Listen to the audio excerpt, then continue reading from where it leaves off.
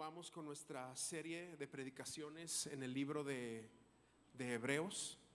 Hoy estamos entrando al capítulo 3 y yo puse por título a esta serie de Puestos los ojos en Jesús. Mi deseo, mi corazón es que por sobre todas las cosas, todo lo que vives, todo lo que atraviesas, todo lo que continuamente viene y te tienta y trata de frustrarte, que es por sobre todas las cosas, tú pongas los ojos en Jesús. Porque puestos tus ojos en Jesús, vas a estar bien. Quitas los ojos de Cristo, amado, y híjole, es muy complejo a nuestro alrededor.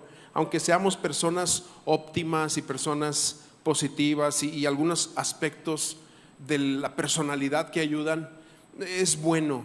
Pero cuando los ojos están en Jesús, vamos a estar bien. Y hoy el título de este mensaje le he puesto hoy: aférrate a su palabra. ¿Sí? Aférrate a su palabra. Yo no sé cuántos de ustedes en alguna ocasión han estado a punto de ahogarse.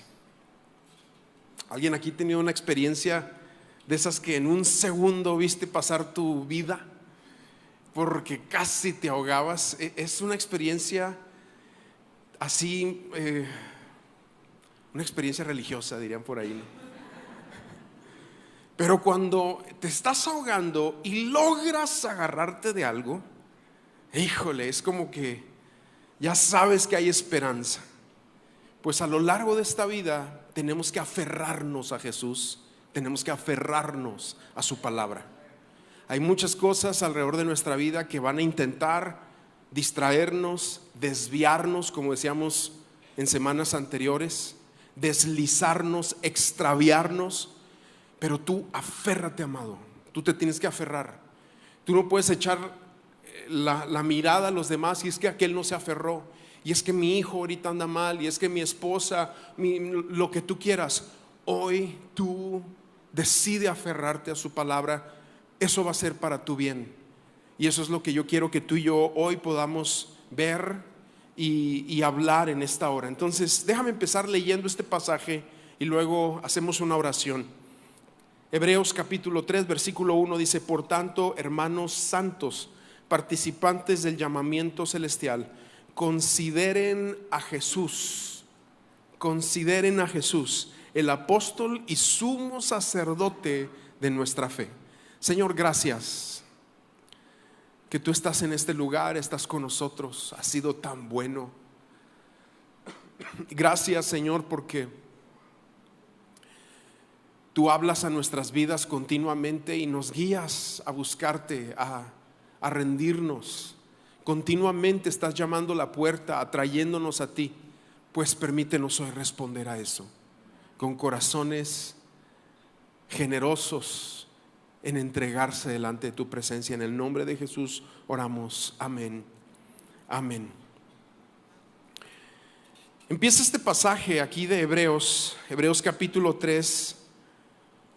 Pues a mí me gustaría encargártelo de tarea, que tú lo leas todo, porque obviamente si me pongo a leer todos los versículos nos vamos a entretener mucho tiempo. Entonces, ¿qué hice yo? Dividí el capítulo en 4 secciones que nos va hablando de un proceso espiritual por el que muchas veces vamos atravesando como individuos.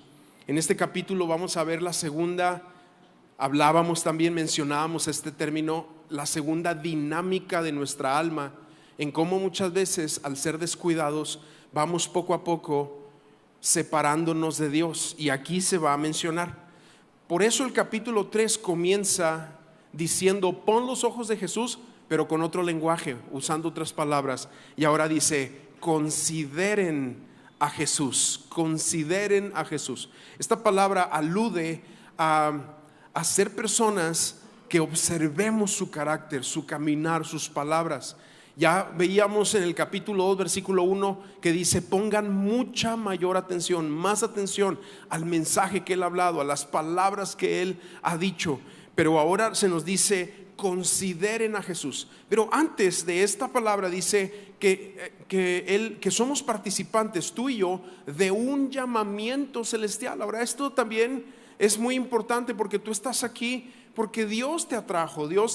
Algunos de ustedes vienen por adoración, por gusto, porque quieren realmente estar en la presencia del Señor. Otros vendrán regañados, ¿sí? Otros por estar en paz en su matrimonio. Tu esposa te dice o tu esposo te dice, mira, vamos, y tú dices, ok, ¿sí? Y pero a final de cuentas, aunque sea la voz de tu esposa o de alguien más, respondiendo a un llamamiento que Dios te está haciendo, y estás con tus oídos atentos a lo que Dios te quiere hablar en esta hora. Pero entonces dice que consideremos a Jesús el apóstol. Apóstol significa precursor, líder, aquel que va abriendo un camino. Él es Jesús. Y luego dice, y sumo sacerdote de nuestra fe. Sumo sacerdote habla de alguien que nos representa delante de Dios. Ese era el oficio sacerdotal, y Jesús es el sumo sacerdote. No hay más que Él. Él, dice la palabra en Romanos y en Hebreos, que está a la diestra de Dios intercediendo por nosotros, para que tu fe no falle, para que te sostengas en Cristo, para que a lo largo de la vida te aferres de Jesús y te aferres a su palabra, que te aferres a Él. Y nos va hablando de eso. Entonces comienza este capítulo 3 diciéndonos, abriéndonos esta verdad tan importante de considerar a Jesús. Pero entonces, y después de alguna explicación que hace, al entrar al versículo 7, nos empieza a hablar, comienza aquí la segunda exhortación, o hemos mencionado esta dinámica interna que va generando en nosotros un cortocircuito espiritual, y vamos nosotros tomando pasos con falta de sabiduría en nuestra vida. Y entonces aquí versículos 7 y 8 dice, por lo cual, como dice el Espíritu Santo, porque Él es quien inspira las Escrituras y nos escribe esta carta, que no tiene un autor humano, o no se le reconoce un autor humano, pero es el Espíritu Santo quien nos está hablando. Dice, si oyen hoy su voz, no endurezcan sus corazones. Y entonces esto es lo primero que sucede en esta segunda exhortación que nos trae la palabra. No endurezcan sus corazones como en la provocación, como en el día de la prueba en el desierto.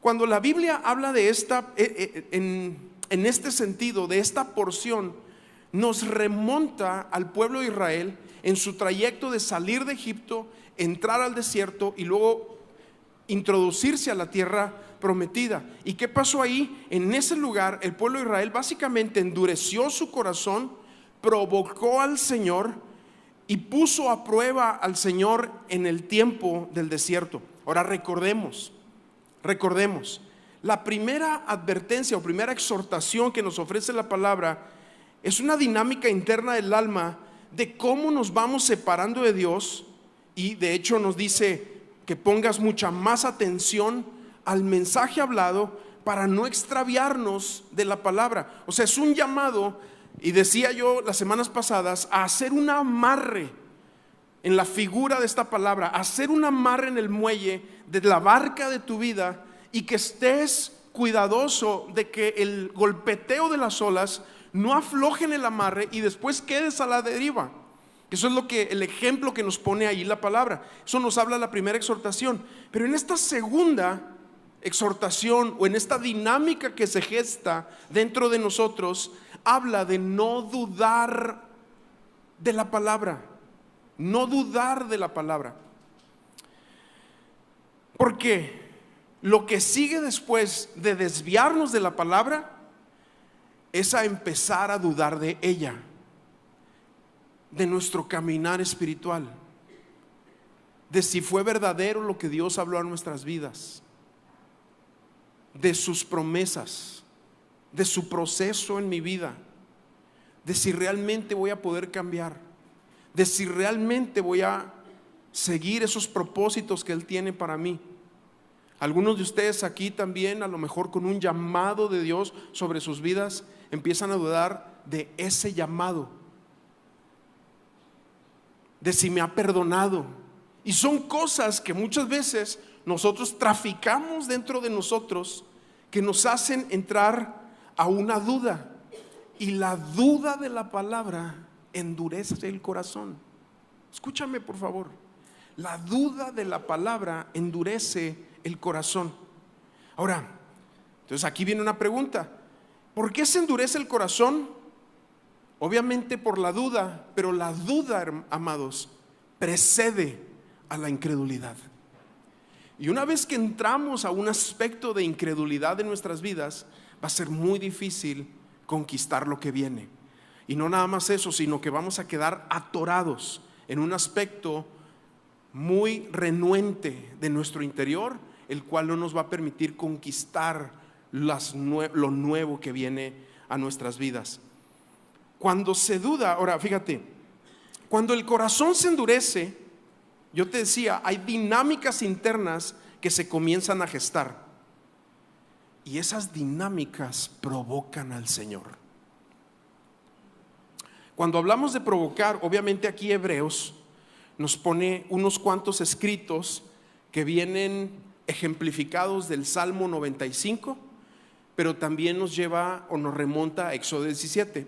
Si tú conoces un poquito el trayecto del Éxodo, de la historia de Éxodo, pues tú sabes, los primeros capítulos son de Moisés, los siguientes capítulos es la confrontación de Moisés contra el faraón, pero los siguientes capítulos del 13, 14, 15 en delante es cuando Israel ya sale de Egipto, entra al desierto, pero en el desierto ellos empiezan a quejarse y esas dinámicas del corazón de queja empiezan obviamente a endurecer el corazón, pero también comienzan a provocar a Dios. Y las palabras que vienen aquí, para no detenerme tanto en leer, dice, versículo 9 dice, donde sus padres me tentaron y me pusieron a prueba, o sea, en el desierto, y vieron mis obras por 40 años. Versículo 11, después, bueno, déjame leerlo un poco más para que agarres el contexto. Por lo cual yo me disgusté con aquella generación y dije, siempre se desvían en su corazón y no han conocido mis caminos.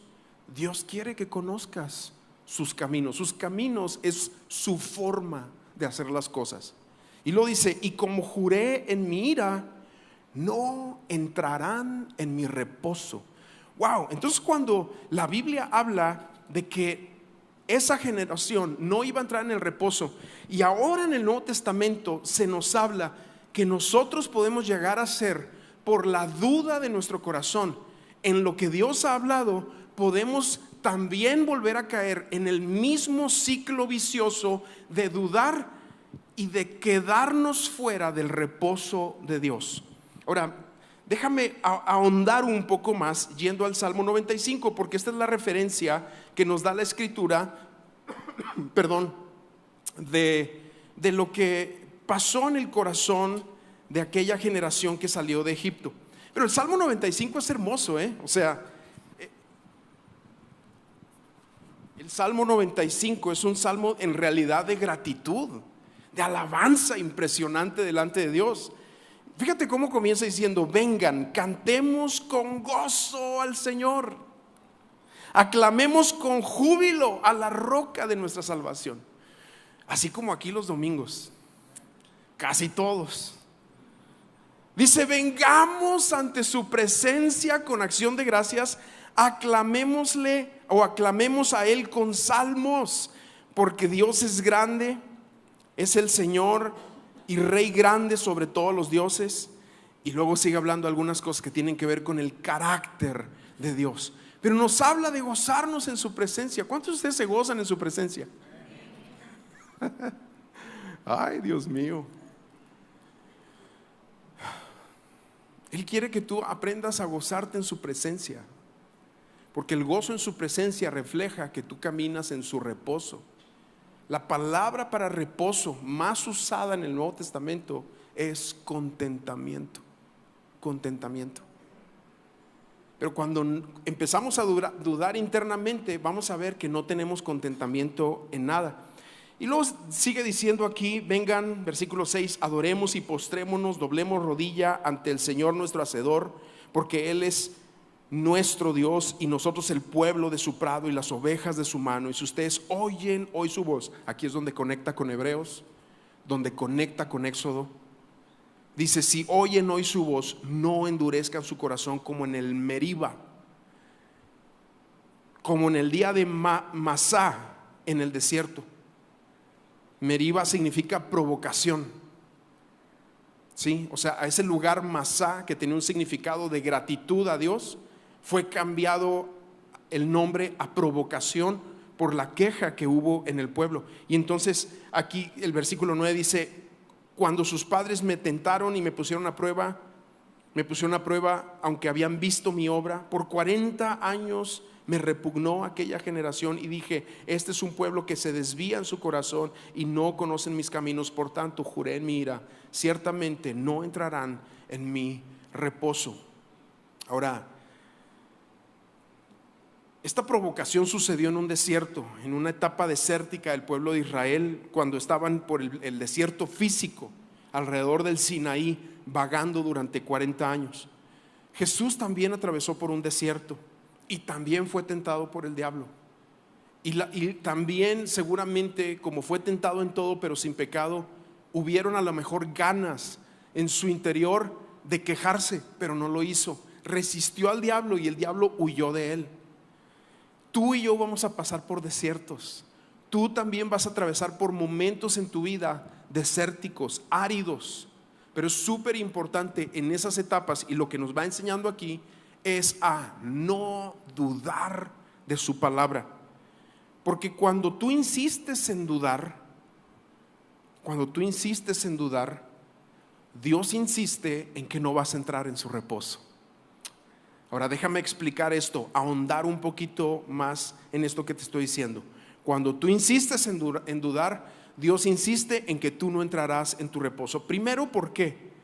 Porque una insistencia en dudar de tu llamado, de sus promesas, de su palabra, de lo que Él ha hecho en ti, de cómo Él ha traído tantas cosas a tu vida, una insistencia en dudar conlleva orgullo. Y el orgullo es resistido siempre en la palabra de Dios por Él. Por eso vemos a tantos cristianos que están como atorados, se atoran en su caminar espiritual.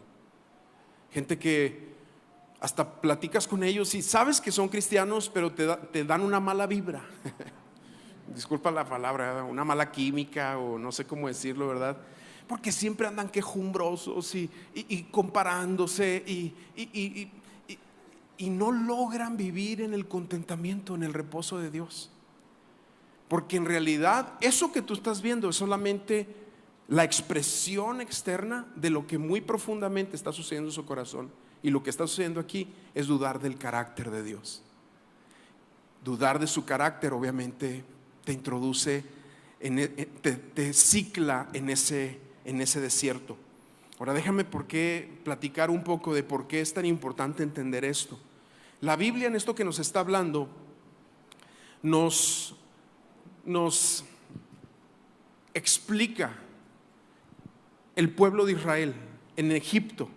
¿Qué significa Egipto? Representa la vida de pecado donde fuimos rescatados, el mundo de tinieblas de donde fuiste rescatado, el mundo de maldad, de infierno, el mundo de ataduras. Es una región de cuando no estábamos en Cristo y estábamos bajo el yugo de las tinieblas. Y Jesús lo dice así. Bueno, Pedro lo dice en su epístola, que fuimos trasladados de las tinieblas a su luz admirable. Del poder, dice en otra porción, del poder del diablo, del poder de Satanás, al reino de su amado Hijo. Tú fuiste trasladado, y eso significa Egipto, cuando saliste de ese lugar. Pero entonces el pueblo entra al desierto, y el desierto es cuando ya saliste de Egipto, ya se rompieron las ataduras del diablo, ya puedes adorar con libertad, ya puedes clamar al Señor, ya hay beneficios en haber salido de Egipto. Pero muchas veces das vueltas porque hay cosas que no se terminan de rendir. Hay cosas muy profundas que no se terminan de poner delante de la cruz.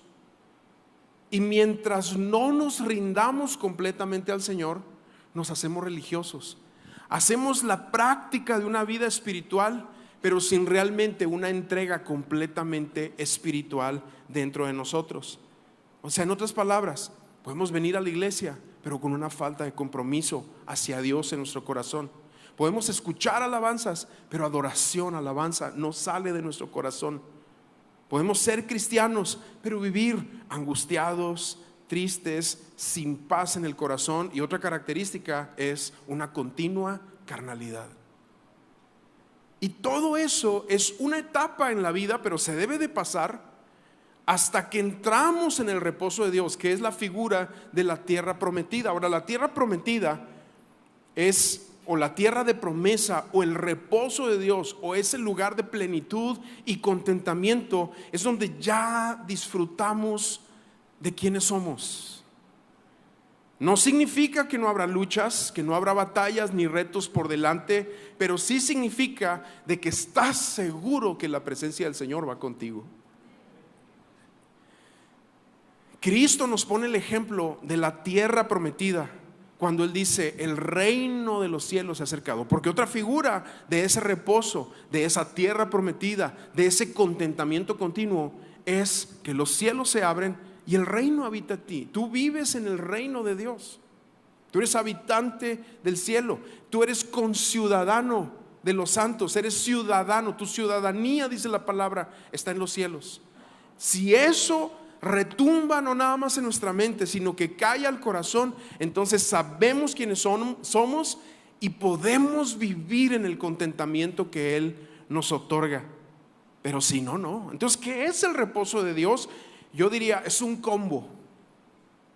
Como cuando tú llegas al restaurante y tú dices: mira, yo quiero la doble con arroz de cebolla, agrégale unas alitas y ponle una soda quíntuple.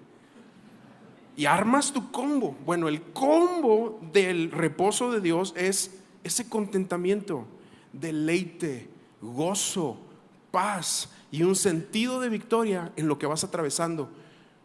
Aunque haya problemas, situaciones, aunque vayas contra la corriente, pero es una seguridad: Dios va conmigo.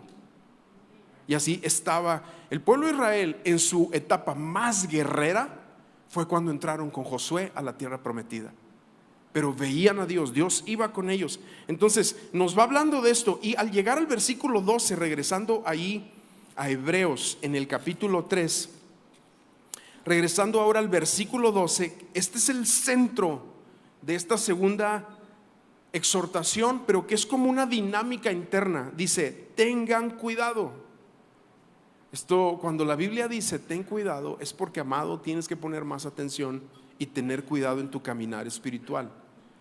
Tengan cuidado, hermanos, no sea que en alguno de ustedes haya un corazón malo de incredulidad. Ten cuidado que no haya un corazón malo de incredulidad. Y esta es la parte medular de esta dinámica, de esta advertencia, que nos lleva a varias cosas. Número uno, la incredulidad en el corazón, o la incredulidad, hacia la palabra, endurece el corazón. No le crees a Dios, dudas de su gracia, de su favor, dudas de si cumplirá su promesa en tu vida, dudas de su palabra a final de cuentas, dudas de la iglesia, dudas de sus líderes, de sus pastores, dudas de ti, de cómo Dios lo va a hacer en tu vida, lo que vaya a hacer. Empiezas a durar, entras en una dinámica. Ahora, repito, no significa que no haya situaciones alrededor de nosotros. Habacuc es quien registra de una manera hermosa cómo debe ser el caminar. En el capítulo 3, versículo 17, él dice: aunque la higuera no eche brotes, ni haya fruto en las vides, aunque falte el producto del olivo y en los campos no se produzca alimento, aunque falten las ovejas del redil y no haya vacas en los establos. O sea, todo mal. Sí, la ley de Murphy, todo mal. Pero aunque las cosas no vayan como tú las planeaste, la vida del reposo es algo interno. ¿Y cuántos saben que lo interno siempre va conquistando lo externo? Cuando internamente tú sabes quién es tu Dios y has puesto tu confianza en Él, tarde que temprano el cerco se va a romper y tú vas a pasar al siguiente nivel. pero lo interno es importantísimo. Y esto es lo que está diciendo Habacuc: con todo yo me alegraré en el Señor. O sea, esto es contrario a tu mente, a tu carne, a los deseos tuyos, porque cuando todo va mal o cuando no van las cosas como tú esperas, lo que nosotros hacemos automáticamente, cabizbajos, ay, me ha ido mal, y echas las culpas a los demás, y es esa dinámica que te digo como un poco viciosa, y es esa vibra que hacia los demás estamos como proyectando de lo que sucede internamente. Y te ve alguien y dice: híjole, ahí viene. ¿Quién? Pues el mismo, el quejumbroso, el que ya sabes con qué te vas a topar. Mujeres no sean así, hombres no sean así. Algunos hombres dicen: híjole, llegará a la casa y está mi esposa y se va a quejar, y otra vez lo mismo, y que le falten, y lo que tú quieras. Pero lo que vamos nosotros viendo aquí es que Habacuc, en medio de un escenario adverso, dice: con todo yo me alegraré en el Señor, me regocijaré en el Dios de mi salvación. Esta palabra regocijo significa también que brinca de alegría. Porque ¿cuándo fue la última vez que al no ver las cosas como tú las esperabas, tú dijiste: gracias, Señor? Pues no tenemos la tendencia a hacer eso, pero es lo que el Espíritu nos está llamando a hacer. Isaías 54 nos dice lo mismo.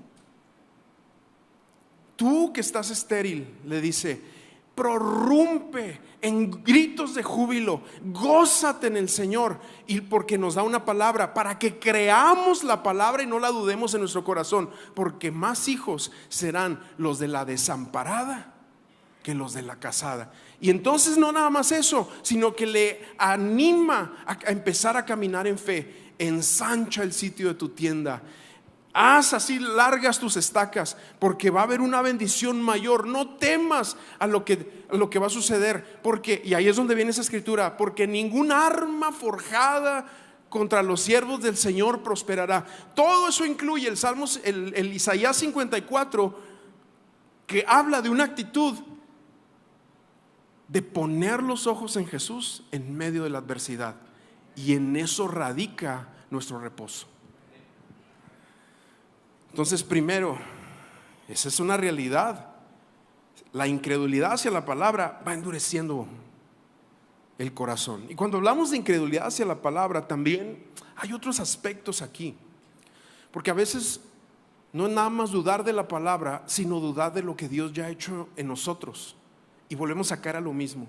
Es que me rechazaron cuando yo tenía 5 años. Y es que a los 12 mi papá me dijo no sé qué.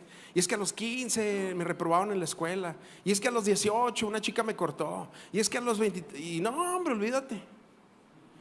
Pero es lo mismo. No te renuevas internamente en lo que ahora Cristo dice de ti, dejando atrás el pasado y confiándole a Él el presente y el futuro. Amén. Mira, yo quiero recordarte algo. Tenemos que recordar que la fe es nuestro músculo espiritual principal. La fe es nuestro músculo principal, espiritualmente hablando. Y justamente de eso habla Romanos 10:17. Así que la fe viene por el oír. Y el oír, o sea, el hecho de que se te abre el oído espiritualmente, el oír por la palabra de Cristo. Está directamente relacionado tu oído, tu corazón, su palabra y tu fe. Pero al dudar en su palabra, nos hacemos lentos para accionar en ese músculo espiritual. Que número 2, dice el versículo 12, no lo leímos todo. Dice: tengan cuidado, hermanos, no sea que alguno de ustedes o en alguno de ustedes haya un corazón malo de incredulidad. Versículo 12, para apartarse del Dios vivo. Porque la segunda dinámica, o lo que se gesta aquí en el corazón, es que el corazón endurecido poco a poco se va apartando de la vida de Dios o del caminar espiritual o de los caminos del Señor. Te vas apartando poco a poco de la vida en el Espíritu. Un día comenzaste bien, tenías tus devocionales, pero poco a poco te vas retirando, lo vas dejando de lado, ya no tienes tiempo. Y luego hay otras dinámicas, te vas haciendo para atrás en tus ministerios, en lo que Dios te ha otorgado. O sea, esto es algo que es como un efecto dominó que se va gestando ahí en tu vida, donde va sucediendo esto. Y escucha, la incredulidad que hace, te mete en la jaula de la razón y limita tu expresión espiritual, reduciéndola a algo acartonado, aburrido, religioso. Y tienes que acordarte de las palabras de Jesús. Dice: en mí tendrás vida y vida en abundancia. Y eso habla de algo espiritual primero. Eso no habla de que te vaya mejor pero también cuando tú estás mejor aquí, mejor te va a ir en tu exterior, en todas las cosas que haces. Jesús dice: yo soy el camino, yo soy la verdad y yo soy la vida. Jesús dice: de tu interior correrán ríos de agua viva. Son promesas para ti que tienen o que están directamente relacionadas con que no dudes de lo que Él ha hablado, de su palabra, de lo que Él ha hablado sobre ti.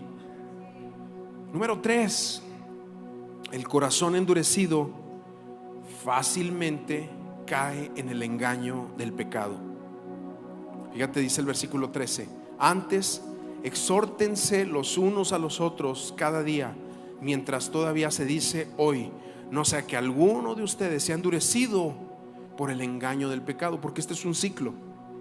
Te endureces, dudas, se te hace fácil pecar, el pecado te va haciendo una costra, te haces insensible en tu interior, se endurece tu corazón, más pecado, y es un ciclo que va ahí. Y Dios quiere romperlo. Dios quiere que tú no seas esclavo de esos ciclos. Y número 4, el corazón endurecido se ve bloqueado. Se ve bloqueado. Versículo 19, que es la última sección del capítulo 3, dice: vemos pues, y otra vez se refiere al pueblo de Israel, vemos pues que no pudieron entrar a causa de su incredulidad. ¿Quién no pudo entrar? Tú sabes que hubo una generación entera que no entró a la tierra prometida. No entraron. Y da pena decirlo, pero tampoco Moisés entró en ese momento, porque en la transfiguración ahí tocó la tierra prometida con Jesús. Sí, esa es lección para otro día. Pero ese día, esa generación que salió de Egipto, que dudaron en su corazón, que siempre se estuvieron quejando, llegó el pueblo de Israel a los bordes, a la frontera de Canaán. Y entonces Moisés organizó a un grupo de 12 personas para entrar a la tierra prometida. En ese grupo iban Josué e iban Caleb. Fueron, se sorprendieron, trajeron vestigios de Canaán, donde venían frutas enormes. O sea, trajeron el testimonio de que lo que decía Dios era verdad. En esa tierra fluye leche y miel.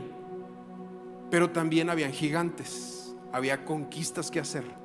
Y entonces van y dan la noticia al pueblo. El problema no son las noticias, el problema es que dieron la noticia con temor en su corazón. Y entonces el temor, como la lumbre en un lugar seco, corrió a todo el pueblo, a excepción de Josué y Caleb. Y esa generación es de la que Dios dice: me disgusté con ellos, por eso no entrarán en mi reposo. Y ellos se quedaron en el desierto por 30 y tantos años dando vueltas, murieron en el desierto. Y fue la generación nueva. Y no habla aquí tampoco nada más de los jóvenes, porque entraron Josué y Caleb y ellos tenían 80 años. Entró una generación que se renovó en su interior al Canaán, a la tierra de promesa. Entraron porque se renovaron internamente. Y aquí dice entonces: Vemos pues que no pudieron entrar a causa de la incredulidad. Y la pregunta que yo hago es: ¿qué cosas han quedado fuera de tu alcance por falta de fe? ¿En qué cosas te has visto topado por no creerle a Dios? Amado, la incredulidad es un portón de hierro.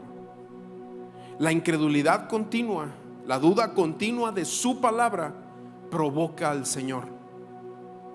Pero donde hay fe, el cielo se manifiesta. Donde hay fe, Dios se hace presente. Dios se siente atraído a los que tienen un corazón de fe para seguirlo, para creer en sus palabras, para creer en sus promesas, a pesar de lo que puedas estar viviendo en tu alrededor. Jesús lo dice: al que cree, todo le es posible. En otras porciones dice: ¿acaso hay algo que sea difícil para Dios? Y se vale decir: ayuda a mi incredulidad. Se vale decir: auméntame la fe. También se vale eso. En Lucas 18 Jesús dice: cuando el Hijo del Hombre venga, ¿hallará fe en la tierra? Si Jesús viniera en este lugar y entrara por una de esas puertas, ¿hallaría fe en nuestros corazones? ¿O encontraría gente renuente, gente atorada, atascada en sus propios lamentos de cómo no están sucediendo las cosas como ellos esperan, y te ha metido en un ciclo de queja, de angustia, de falta de visión? ¿Hallará fe en tu corazón? ¿Hallará fe en tus actitudes, en tu caminar? ¿O eres el producto de sentimientos pasajeros nada más? Ahora, ¿cómo distingues si tu corazón se ha endurecido? Pero vamos a ponernos de pie.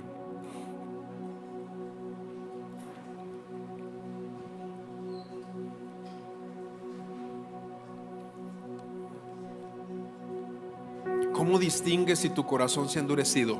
Bueno, yo siempre en mi propio corazón me doy cuenta que mi corazón se está cerrando cuando me empiezo a quejar.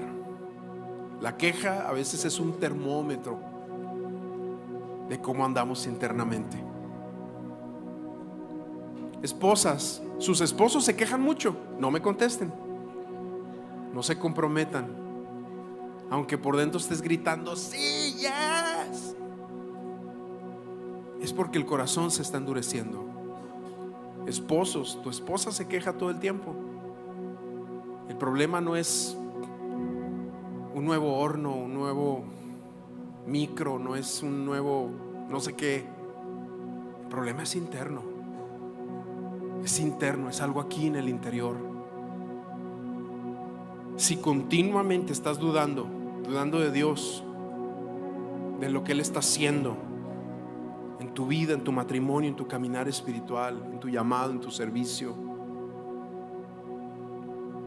si continuamente te ves cayendo en el pozo de la queja, es porque seguramente el corazón se ha endurecido. Pero hay un reposo, hay una tierra prometida, hay una tierra de promesa, hay algo nuevo que Dios quiere traer a tu vida. ¿Sí? Amén.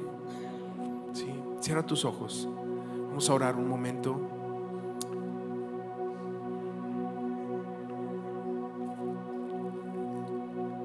Y al orar tú puedes ser honesto con Dios. Dios no se asusta si tú le dices: estoy endurecido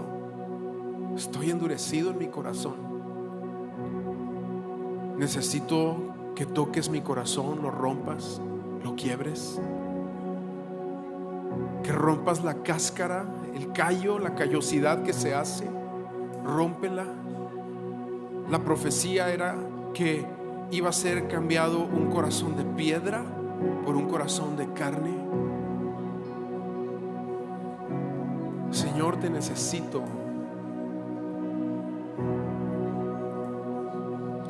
Ven, Espíritu, ven.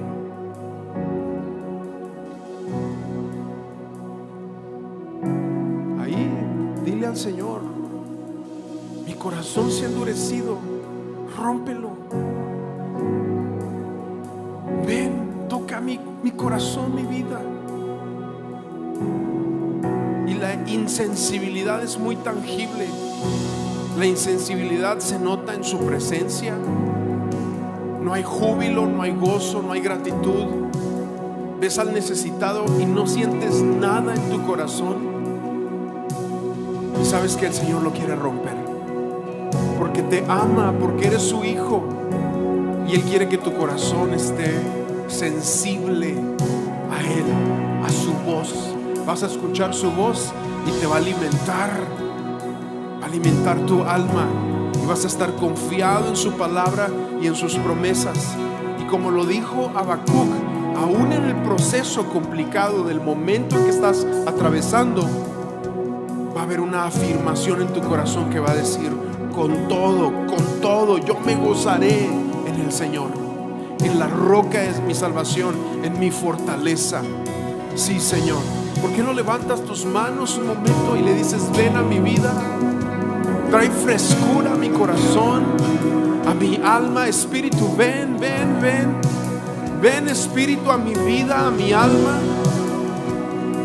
Cambia el lamento en baile, la aflicción en alegría, las cenizas, Señor, por un rostro ungido con aceite fresco. Aceite fresco. Yo no sé para quién es esta palabra, pero alguien aquí necesita aceite fresco en su alma, y ese aceite será una unción nueva, renovada en tu alma, en tu corazón. Ven, Espíritu. Oh, ven a este lugar. Ven. Oh, que brote de la peña los manantiales de agua viva. Oh, ven.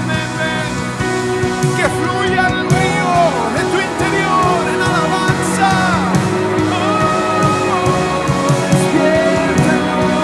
Despierta tu iglesia.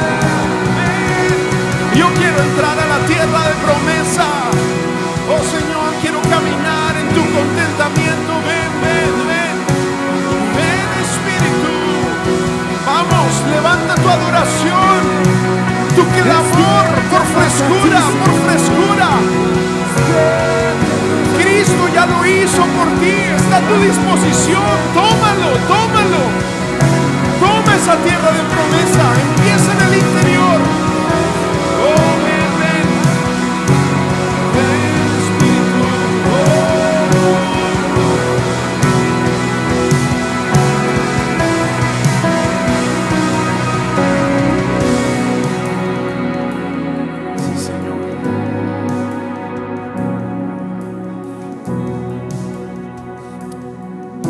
Si tú reconoces que tu corazón se ha endurecido,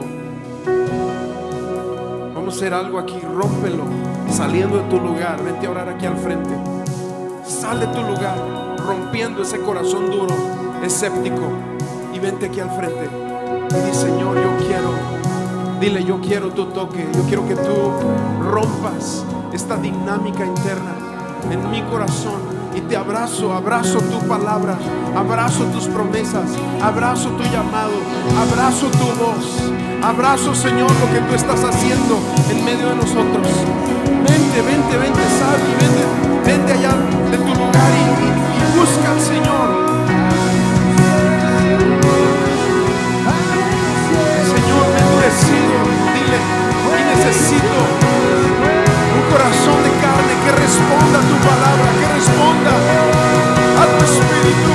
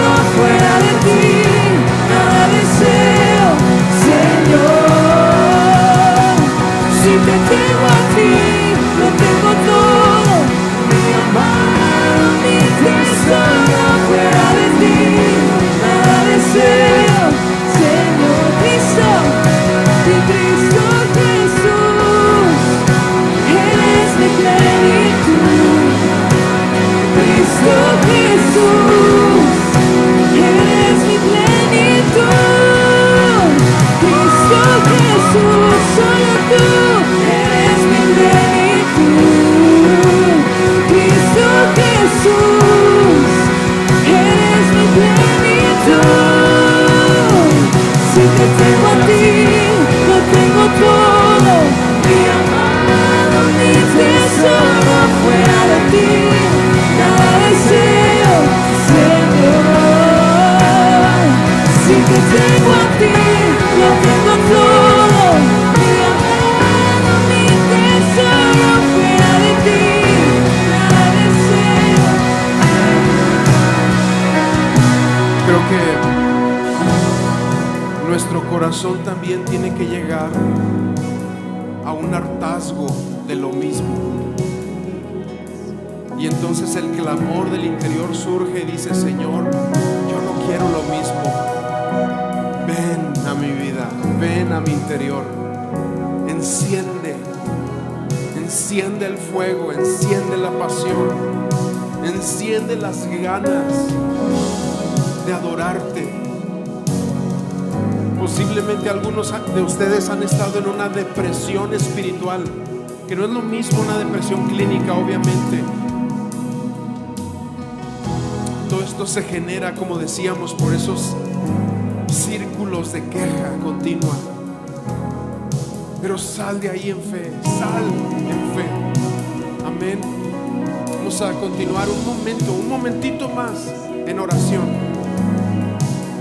Un momento más en adoración mientras adoramos con este canto. Tú eres ese deseo eterno.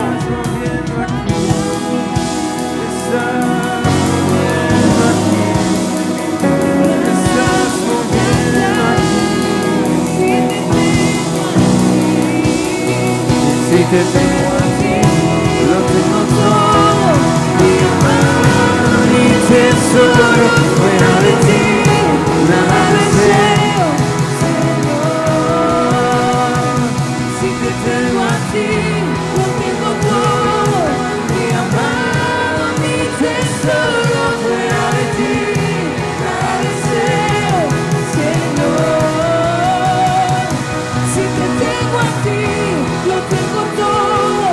Mi amado, mi tesoro, fuera de ti, nada deseo, Señor. Y si te tengo a ti, lo tengo todo.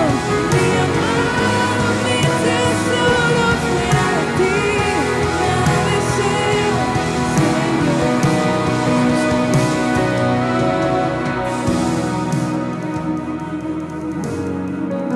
Señor, tú nos llamas desde lo profundo y nos acercas a ti. Nos dices: ven.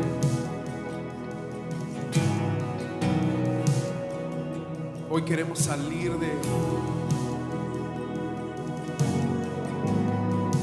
esa jaula e ir contigo a ese próximo nivel. Yo oro que la tierra de promesa comienza cada día en tu iglesia, en su trabajo, en sus actividades rutinarias, tu presencia envolviendo a tu iglesia en todo lo que hace. En el nombre de Jesús oramos. Amén. Amén.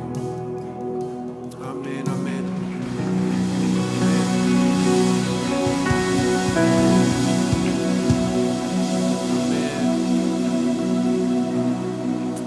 Que Dios les bendiga, que tengan un buen domingo. Pueden tomar su lugar. Hey, gracias por ver este video. No olvides suscribirte a este canal donde podrás encontrar todos los mensajes de amistades al clip. Y síguenos en nuestras redes sociales. Nos vemos pronto.